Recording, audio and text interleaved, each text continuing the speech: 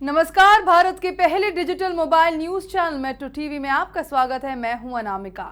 Bulletin की शुरुआत करते हैं आज की हेडलाइन से। हैदराबाद से गिरफ्तार आईएसआईएस के 5 संदिग्धों की आज फिर हो सकती है सुनवाई। एनआईए ने पुलिस हिरासत के लिए लगाई है याचिका। स्पेशल कोर्ट ने कल 14 दिन की न्यायिक हिरासत में भेजा था। राष्ट्रीय महिला आयोग की टीम आज राष्ट्रपति प्रणब मुखर्जी से करेगी मुलाकात। बिहार में पिछले दिनों हुई रेप की घटनाओं के बारे में देगी जानकारी। मामले में हस्तक्षेप की जा सकती है मांग। भारतीय वायुसेना में आज स्वदेशी तेजस की स्क्वाड्रन शामिल। अत्याधुनिक हथियारों और राडर प्रणाली से लैस है तेजस। चीन और पाक को करारा जवाब देने की है क्षमता। रॉबर्ट वाड्रा मामले की जांच कर रहे ढींगरा आयोग ने मांगा कुछ और समय। 6 से 8 सप्ताह में जमा करेंगे रिपोर्ट। कांग्रेस ने जस्टिस एसएन ढींगरा पर लगाया सरकार से रिश्वत लेने का आरोप। और उत्तराखंड में भारी बारिश से जनजीवन अस्त व्यस्त। चमोली, नैनीताल और रुद्रप्रयाग में हालात बेकाबू। बादल फटने से खतरे के निशान से ऊपर पहुंची अलकनंदा नदी। राष्ट्रीय जांच एजेंसी ने दावा किया कि यहां गिरफ्तार किए गए 5 व्यक्तियों को पश्चिम एशिया स्थित आतंकवादी संगठन आईएसआईएस से भारत में आतंकी गतिविधियों की साजिश रचने और उन्हें अंजाम देने के लिए दिशा निर्देश मिल रहे हैं। आईएस के साथ संलिप्तता वाले एक गुट से जुड़े होने के संदेह और बम हमले की साजिश रचने के आरोप में एनआईए द्वारा शहर से गिरफ्तार किए गए 5 लोगों को एक स्थानीय अदालत में पेश किया गया, जिसने उन्हें 14 दिन की न्यायिक हिरासत में भेज दिया। एनआईए ने 5 की हिरासत की मांग करते हुए याचिका दायर की थी। इस मामले में स्पेशल कोर्ट आज कर सकता है सुनवाई। भारतीय वायुसेना में आज स्वदेशी तेजस की स्क्वाड्रन शामिल होने वाली है। बेंगलुरु में 2 विमानों के इस स्क्वाड्रन की शुरुआत होगी। वायुसेना के इतिहास में ये पहला मौका होगा जब देश में निर्मित किसी युद्धक विमान की स्क्वाड्रन का सपना साकार होने जा रहा है। वायुसेना सूत्रों के अनुसार मार्च 2017 तक 6 और तेजस मिलने की संभावना है। वायुसेना में कुल 120 तेजस विमान शामिल किए जाने हैं, जिनमें उपरोक्त पहले 40 विमानों को छोड़कर बाकी मार्क 1 श्रेणी के अत्याधुनिक विमान होंगे। ये हवा में ईंधन भरने में सक्षम होंगे और मिग विमानों की जगह लेंगे। कांग्रेस अध्यक्ष सोनिया गांधी के दामाद रॉबर्ट वाड्रा पर लगे लैंड डील फर्जीवाड़े के आरोपों की जांच कर रहे जस्टिस एसएन ढींगरा आयोग ने अपनी रिपोर्ट जमा करने के लिए 6 से 8 हफ्ते का समय मांगा है। इसके लिए उन्होंने मुख्य सचिव को पत्र लिखा है। जस्टिस ढींगरा ने कहा कि उन्होंने एक व्यक्ति से मिले कुछ दस्तावेजों का अध्ययन करने के लिए और समय मांगा है। जस्टिस ढींगरा ने प्रदेश के मुख्य सचिव को मैसेज भेजकर बताया कि गुड़गांव में कॉलोनी डेवलप करने के लिए जारी हुए लाइसेंसों के मामले में कुछ अधिकारियों के नाम सामने आए हैं और कुछ को फायदा पहुंचाने की बात भी पता चली है। कांग्रेस ने हरियाणा सरकार पर रॉबर्ट वाड्रा के गुड़गांव लैंड डील केस की जांच कर रहे जस्टिस एसएन ढींगरा को रिश्वत देने का सनसनीखेज आरोप लगाया है। पार्टी प्रवक्ता आरएस सुरजेवाला का कहना है कि मनोहर लाल खट्टर सरकार ने मन मुताबिक रिपोर्ट तैयार करवाने के लिए रिटायर्ड जस्टिस ढींगरा की ट्रस्ट को फायदा पहुंचाया गया। कांग्रेस ने ढींगरा के इस्तीफे की मांग की है। सुरजेवाला ने कहा, जस्टिस ढींगरा ने हरियाणा सरकार से अनुचित एहसान लिए। ऐसे में एक आदमी निष्पक्ष होकर कैसे काम कर सकता है? इसकी जांच होनी चाहिए कि कैसे सरकार ने उपहार स्वरूप जमीन भेंट की। जस्टिस ढींगरा ने अपने पद से समझौता किया है और उन्हें इस्तीफा देना चाहिए। वर्ल्ड बैंक के अध्यक्ष जिम योंग किम ने एक तरफ मोदी सरकार की जमकर वाहवाही की तो दूसरी तरफ रघुराम राजन को अच्छा गवर्नर बताया। किम ने कहा कि 2 साल में हिंदुस्तान की प्रगति देखकर वो हैरान हैं। उन्होंने कहा कि मोदी राज में भारत चमक गया है। किम ने कल पीएम मोदी से मुलाकात की और भारत के पर्यावरण अनुकूल सतत विकास में सक्रिय और पूर्ण समर्थन देने का वादा किया। पीएम ने जलवायु परिवर्तन से जुड़ी पहलों के लिए पर्याप्त फंड मुहैया कराए जाने का समर्थन किया। पीएमओ ने एक बयान में कहा कि किम ने यहां मोदी के साथ मुलाकात के दौरान भारत की कारोबार सुगमता बढ़ाने की दिशा में तेज प्रगति की तारीफ की। बीजेपी के दिग्गज नेता और राज्यसभा सांसद सुब्रमण्यम स्वामी के तेवर प्रधानमंत्री नरेंद्र मोदी की सधी फटकार के बाद भी बदलते नजर नहीं आ रहे। अपने बयानों से केंद्र सरकार और बीजेपी दोनों के लिए समस्या खड़ी करने वाले स्वामी ने अब सीधे मोदी सरकार के अच्छे दिनों पर प्रहार किया है। उन्होंने आज सुबह ट्विटर पर जीडीपी के तीर से आरबीआई और सरकार दोनों पर एक साथ वार किया। स्वामी ने सुबह सुबह ट्विटर पर लिखा, अगर मैं इंडेक्स नंबर के सैमुएल्सन स्वामी थ्योरी को भारतीय जीडीपी की गणना या आरबीआई इंटरेस्ट रेट पर लागू करूं तो मीडिया चिल्लाने लगेगी कि ये पार्टी विरोधी गतिविधि है। सुब्रमण्यम स्वामी को बीजेपी ने 2 महीने पहले ही राज्यसभा का सांसद मनोनीत किया था। उस समय उनके आलोचकों ने कहा था कि उनके निशाने पर वित्त मंत्री अरुण जेटली होंगे। हाल फिलहाल जो राजनीतिक घटनाक्रम चल रहा है उसे स्वामी के आलोचकों के दावों को सही साबित कर दिया। सूत्रों का कहना है कि स्वामी ने तीखे और अपमानजनक ट्वीट्स के चलते पार्टी के आला नेताओं ने उनसे दूरी बना ली है।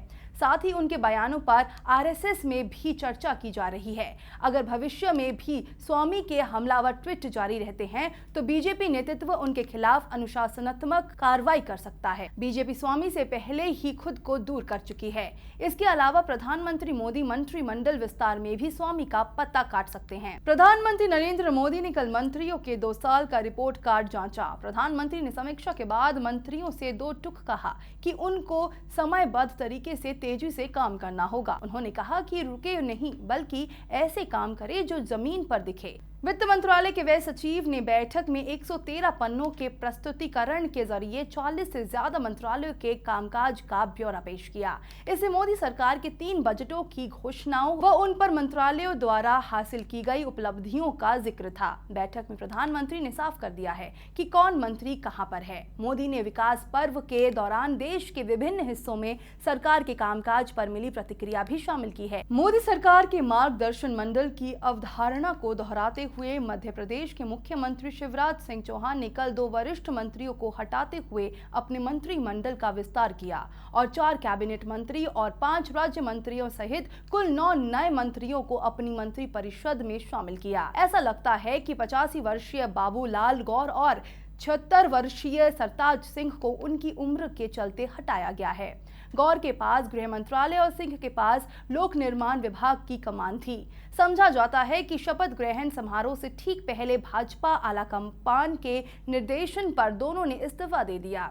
राजभवन में हुए शपथ ग्रहण समारोह में प्रदेश के राज्यपाल ने सभी 9 नवनियुक्त मंत्रियों को पद और गोपनीयता की शपथ दिलाई। जेएनयू छात्र संघ अध्यक्ष कन्हैया ने कहा कि मुद्दों से ध्यान भटकाने के लिए देशद्रोह का मुद्दा उछाला जा रहा है। जब छात्र और युवा मोदी सरकार द्वारा किए गए वायदा पर चर्चा करते हैं तो उन्हें देशद्रोह करार दे दिया जाता है। कन्हैया ने गुरुवार को बेगूसराय के बीएसएस कॉलेजिएट में एक सभा में ये बातें कही। कन्हैया ने कहा कि बेगूसराय की धरती राष्ट्रीय कवि पैदा करती है, राष्ट्रद्रोही नहीं। उसने कहा कि लोकसभा चुनाव के दौरान प्रधानमंत्री नरेंद्र मोदी ने कई लोक लुभावन वायदे किए थे। उन्होंने महंगाई को नियंत्रित करने, काला धन वापस लाकर सभी नागरिकों के खाते में 15 लाख रुपए डालने, युवाओं को रोजगार देने आदि की घोषणा की थी। लेकिन केंद्र में सरकार बनने के बाद मोदी सरकार सभी मोर्चे पर फिजदी साबित हुई है। कई आरोपों के चलते राजस्व मंत्री पद छोड़ने के लिए मजबूर होने के करीब 1 महीने बाद महाराष्ट्र के पूर्व मंत्री और बीजेपी के वरिष्ठ नेता एकनाथ खड़से जलगांव में जमकर गरजे। खड़से ने कहा कि यदि उन्होंने मुंह खोला तो देश हिल जाएगा। खड़से ने जलगांव में अपने समर्थकों को संबोधित करते हुए ये बातें कही। खड़से ने कहा कि भले ही मैंने अपने खिलाफ आरोपों के चलते इस्तीफा दे दिया है, यदि मैंने अपना मुंह खोला तो पूरा देश हिल जाएगा। खड़से ने मुख्यमंत्री देवेंद्र फडणवीस पर निशाना साधते हुए कहा कि उन्होंने पिछले विधानसभा चुनाव से पहले शिवसेना से नाता तोड़ने का जो कदम उठाया है, उसके चलते बीजेपी राज्य में भगवा गठबंधन का नेतृत्व कर रही है। महाराष्ट्र सरकार में सारथी शिवसेना एक बार फिर अपनी ही सरकार के विरोध में खड़ी हो गई है। जमीन घोटाला और दाऊद इब्राहिम के फोन कॉल विवाद के कारण कुर्सी गंवाने वाले महाराष्ट्र के पूर्व मंत्री एकनाथ खड़से के बहाने उसने बीजेपी पर वार किया है। मुखपत्र सामना में पार्टी ने लिखा है कि वह पीठ में वार करने वालों की औलाद नहीं है जो किसी की बदनामी करवाकर राजनीतिक रोटी सेके। खड़से के समर्थन में उतरी शिवसेना ने आज संपादकीय लेख में पूर्व मंत्री को सच्चा देशभक्त बताया है। उसने लिखा है, खड़से पर कई आरोप लगे हैं, लेकिन उन पर लगा दाऊद से संबंध का आरोप मानने लायक नहीं है। ये खड़से की देशभक्ति पर ही कलंक लगाने जैसा मामला है। उन पर अन्याय किया गया है। हाईवे की सुरक्षा को लेकर सेना और सीआरपीएफ के बीच झगड़ा बीते 5 महीनों में 15 मौतों की वजह बन गया है। 25 जून को हुए पंपोर आतंकी हमले में 8 जवानों के शहीद होने के बाद सीआरपीएफ ने कहा है कि हाईवे की सुरक्षा सेना का काम है। दूसरी तरफ सेना ने कहा है कि सड़क सुरक्षा का का जिम्मा सीआरपीएफ का है। बीते 3 दशकों से आतंकवाद से लड़ रहे देश की सुरक्षा व्यवस्था की पोल खोल कर रख दी है। बीते 5 महीनों में सीआरपीएफ और बीएसएफ काफिलों पर 3 बड़े हमले किए गए हैं। इसे अब तक 15 जाने जा चुकी है। रेप पीड़िता के साथ सेल्फी लेने के बाद विवादों में घिरी राजस्थान महिला आयोग की सदस्य सौम्या गुर्जर ने इस्तीफा दे दिया है। आरसीडब्ल्यू सदस्य सौम्या गुर्जर और चीफ सुमन शर्मा की रेप पीड़िता के साथ सेल्फी लेती तस्वीरों की सोशल मीडिया पर जमकर आलोचना हो रही है। राजस्थान महिला आयोग की टीम रेप पीड़िता का हालचाल जानने गई थी, लेकिन बाद में ये लोग सेल्फी खींचने में व्यस्त हो गए। बाद में सेल्फी की तस्वीरें सामने आने के बाद आयोग अध्यक्ष ने कहा कि ऐसा पीड़िता को सामान्य करने के लिए किया गया होगा। खराब वैश्विक अर्थव्यवस्था के बीच पेट्रोल और डीजल की कीमतों में कटौती की गई है। पेट्रोल 89 पैसे और डीजल 49 पैसे प्रति लीटर सस्ता हुआ है। दिल्ली में गुरुवार आधी रात से ही पेट्रोल के दाम घटकर 64 रुपए 76 पैसे प्रति लीटर हो गए। इंडियन ऑयल कॉर्पोरेशन ने ये घोषणा की। इसी तरह डीजल का दाम 55.19 रुपए लीटर से घटकर 54.70 रुपए लीटर हो गया है। इससे पहले 16 जून को पेट्रोल के दाम 5 पैसे लीटर व डीजल के 1.26 रुपए लीटर बढ़ाए गए थे।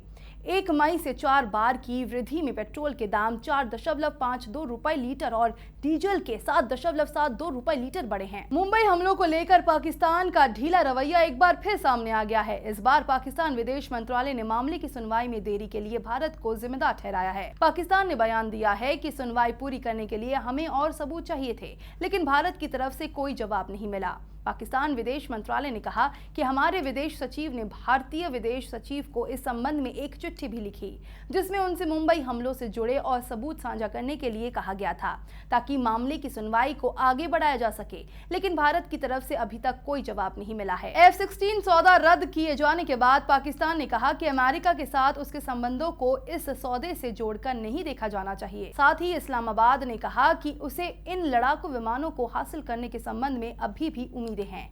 पाकिस्तान के विदेश मंत्रालय के प्रवक्ता ने कहा, मैंने पहले भी कहा है कि पाकिस्तान अमेरिका संबंधों को इस सौदे से जोड़कर नहीं देखा जाना चाहिए। हमारे रिश्ते अत्यंत व्यापक है और कूटनीति में हम कभी नहीं कहते कि दरवाजे बंद हो गए हैं।